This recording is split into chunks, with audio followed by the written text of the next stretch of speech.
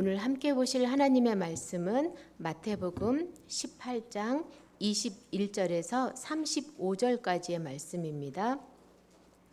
마태복음 18장 21절에서 35절까지 말씀입니다. 제가 가진 성경책으로 신약 성경책 30쪽에 있습니다.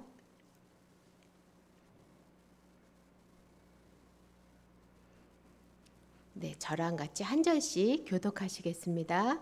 그때에 베드로가 나와 이르되 주여 형제가 내게 죄를 범하면 몇 번이나 용서하여 주리이까 7번까지 하오리이까?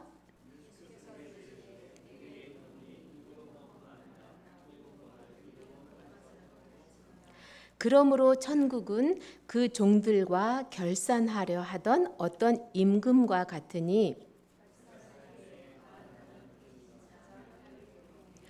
갚을 것이 없는지라 주인이 명하여 그 몸과 아내와 자식들과 모든 소유를 다 팔아 갚게 하라 하니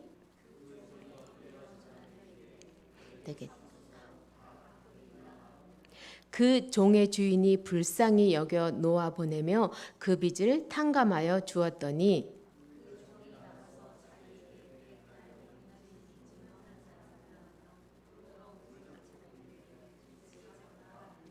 그 동료가 엎드려 간구하여 이르되 나에게 참아 주소서 갚으리이다 하되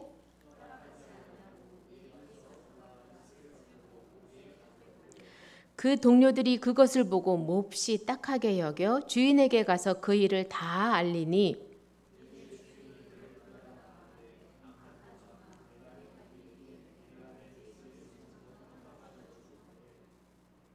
내가 너를 불쌍히 여김과 같이 너도 내 동료를 불쌍히 여김이 마땅하지 아니하냐 하고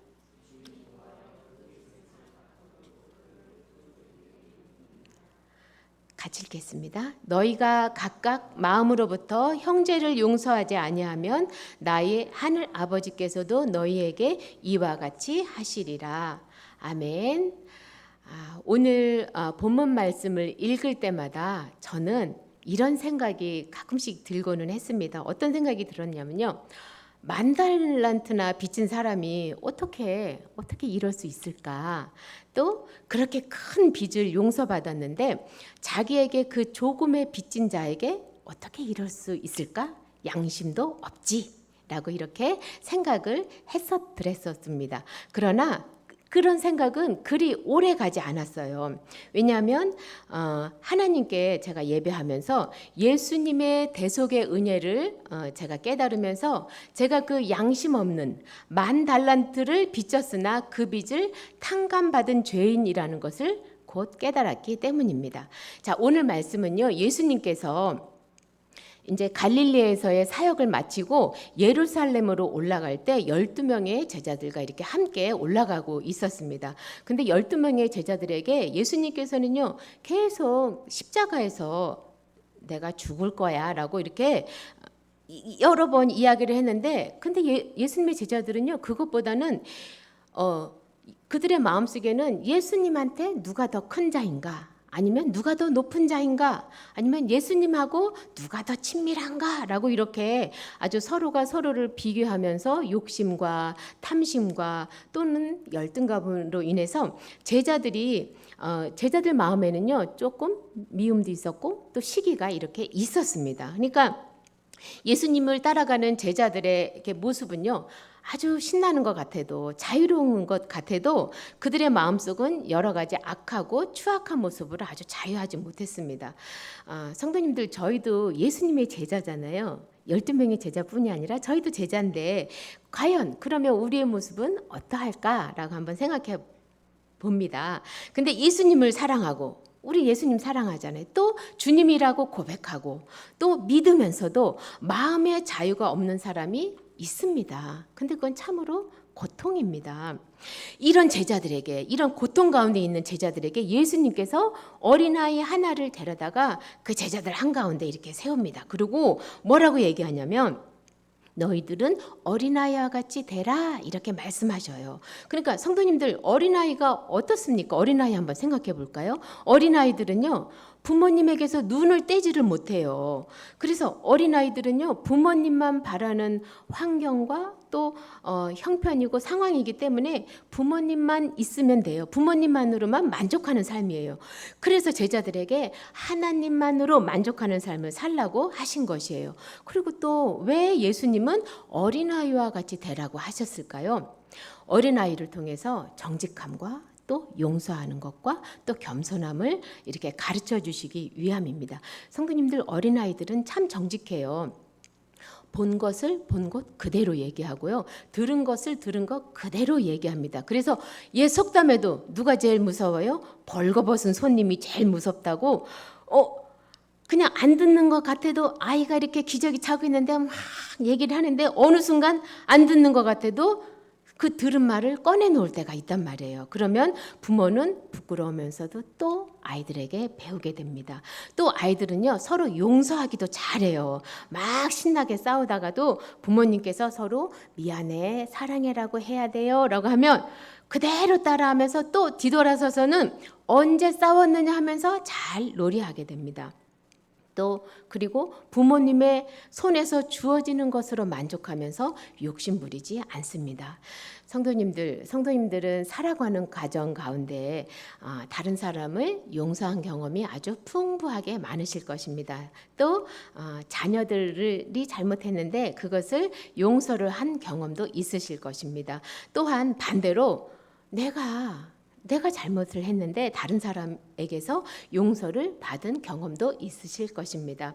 오늘 본문 그 앞에 성경 말씀에서는 예수님에게 죄를 범한 형제가 있다면 교회가 예수님께서 뭐라고 하시냐면 죄를 범한 형제가 있는데 교회가 권면하고 다스리는 것에 대해서 교회의 결정을 인정하시겠다고 말씀하시면서 제자들에게 뭐라고 얘기하시냐면 무엇이든지 너희가 땅에서 매면 하늘에서도 맬 것이요 무엇이든지 땅에서 풀면 하늘에서도 풀리리라 이런 말씀을 해주십니다. 그러니까 이 말씀을 들은 베드로가요 오늘 21절 말씀으로 예수님께 이렇게 묻습니다.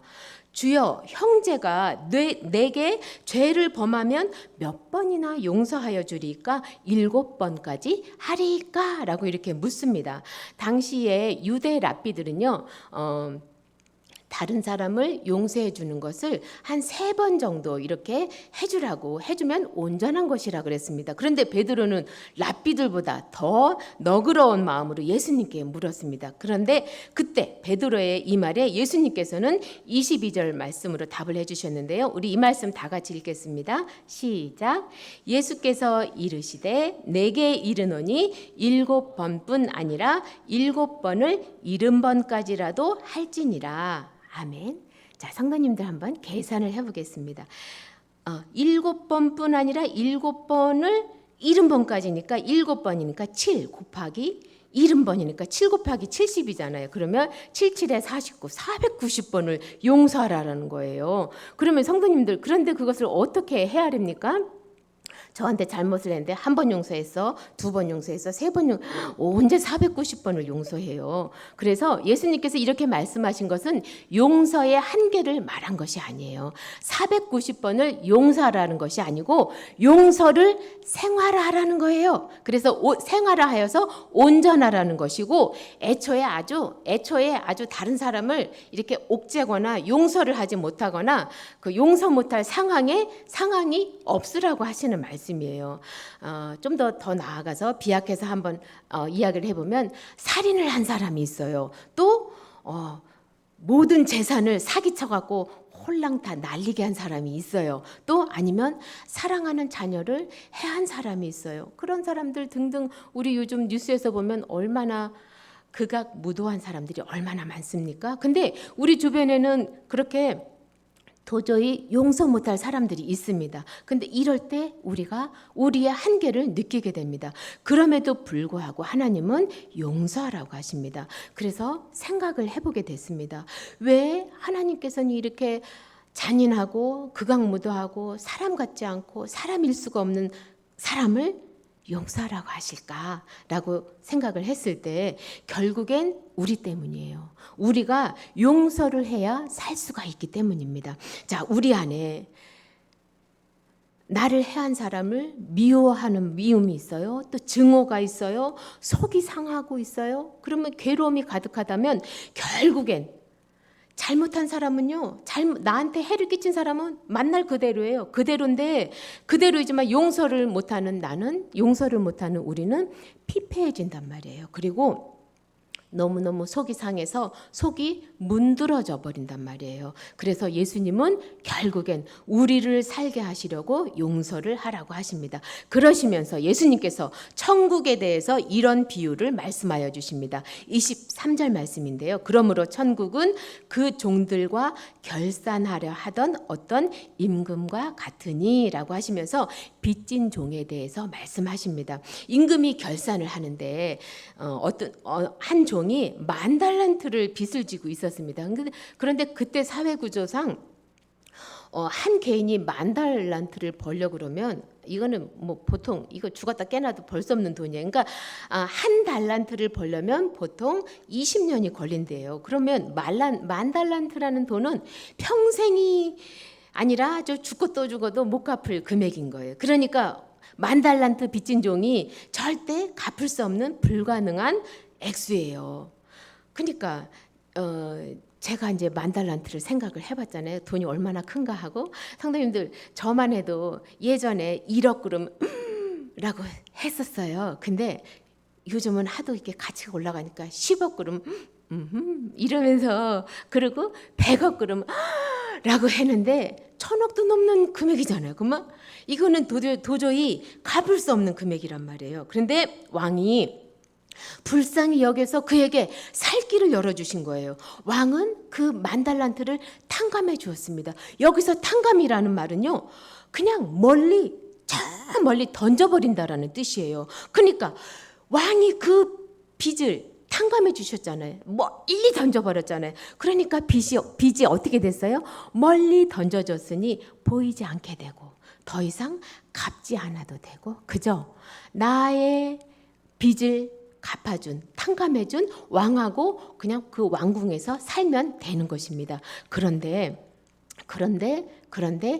이 10,000달란트 빚진 자는 그러지 않았죠. 성도님들, 우리가 하나님께요 빚진 것은요 헤아릴 수가 없습니다. 우리의 죄값을 치를 수가 없습니다. 다만 하나님께서 탕감해 주시는 긍휼만 있을 뿐인데, 하나님께서는요 죄 가운데 있는 우리에게 말씀으로 빚을 탕감해 주셨습니다. 로마서 8장 1절 2절 말씀인데요. 우리 이 말씀 다 같이 읽겠습니다. 시작. 그러므로 이제 그리스도 예수 안에 있는 자에게는 결코 정죄함이 없나니 이는 그리스도 예수 안에 있는 생명의 성령의 법이 죄와 사망의 법에서 너를 해방하였음이라. 아멘. 자, 예수 그리스도의 피가 내 죄를 용서해 주셨다는 것을 믿으면 조건 없이 다 탕감해 주시는 것입니다. 그래서 우리의 빚을 탕감받고 살아가는 사람이 오늘 우리인 거예요. 성도님들과 저인 것입니다. 하나님 아버지는요, 예수 그리스도 당신의 아들을 버리시기까지, 또 그분을 피를 흘려 죽이시기까지 우리들을 사랑하십니다. 우리가 아직 죄인 되었을 때에 하나님께서 자기 아들의 죽음을 통해 참 사랑을 보여주셨어요. 우리는 보통 탕감받은 인생이 아닌 것입니다. 하나님께서는요 우리의 죄를 기억도 안 하십니다. 그런데 오늘 말씀에서 10,000달란트 탕감받은 종에게는 감격의 모습을 찾아볼 수가 없어요. 성도님들, 우리는요 매일 교회 오면 기쁘고 또 성도님들 만나면 즐겁게 인사하고 또 그냥 거리를 다닐 때도 그냥 웃으면서 이렇게 다닐 수 있잖아요. 예수님께서 하나님을 사랑하고 하나님께서 내 죄를 탕감해 주셨다는 기쁨과 감격이 우리 안에는 있기 때문에 그래요. 근데 10,000달란트 빚진 자에게는요 어떻게 탕감받았을까 하면서 하는 감사와 기쁨을 찾을 수가 없는 거예요. 성도님들, 우리 한번 생각해 보겠습니다.